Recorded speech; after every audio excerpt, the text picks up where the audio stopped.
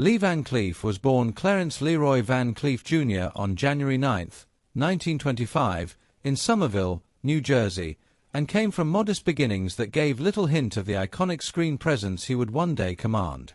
His early life was shaped by discipline and resilience, traits reinforced by his service in the United States Navy during World War II.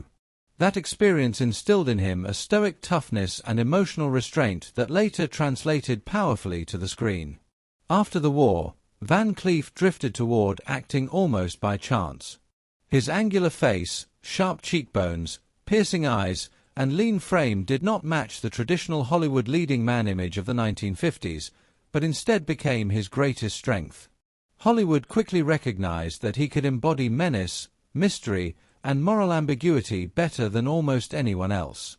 His early career saw him cast primarily as villains and hard-edged supporting characters, often dying memorably on screen yet leaving lasting impressions.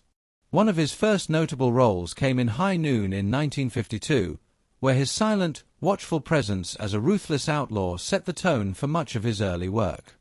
He went on to appear in dozens of westerns and crime films throughout the 1950s, including Shane and The Big Combo, mastering the art of saying more with a glance than others could with pages of dialogue. Despite steady work, his career nearly collapsed after a serious car accident in the late 1950s left him with permanent knee damage. For a time, it seemed his career might fade away.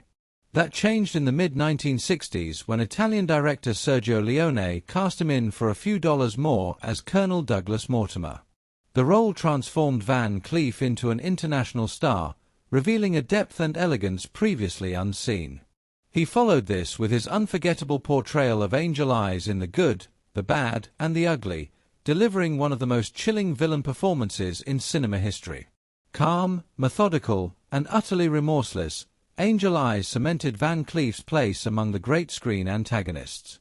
Throughout the late 1960s and 1970s, Van Cleef became a cornerstone of European westerns, starring in films such as Day of Anger and Death Rides a Horse. As he aged, his authority on screen only grew. He later introduced himself to a new generation through films like The Octagon opposite Chuck Norris and Escape from New York, proving his presence remained formidable. Though Hollywood's spotlight gradually shifted, Van Cleef continued working steadily, guided by discipline rather than ego. Off-screen, his life reflected quiet endurance. Married 3 times, he ultimately found lasting companionship with his third wife, Barbara, who remained by his side until his death. Despite often portraying emotionally impenetrable men, Van Cleef was deeply reflective. Late in life, he spoke openly about 6 celebrity deaths that affected him most. Gary Cooper's death in 1961 taught him the power of restraint. Robert Ryan's passing in 1973 reminded him of the courage required to portray darkness honestly. John Wayne's death in 1979 marked, for him, the end of the classic Western era. Richard Boone's loss represented the fading of fearless artistic integrity. Henry Fonda's death in 1982 symbolized the closing curtain on Hollywood's golden age. Most personal of all was the death of Sergio Leone in 1989, the man who resurrected his career and truly understood him as an artist. Despite years of failing health, including heart disease and the installation of a pacemaker, Lee Van Cleef refused to stop working. On December 16, 1989, he died at his home in Oxnard, California, following a heart attack.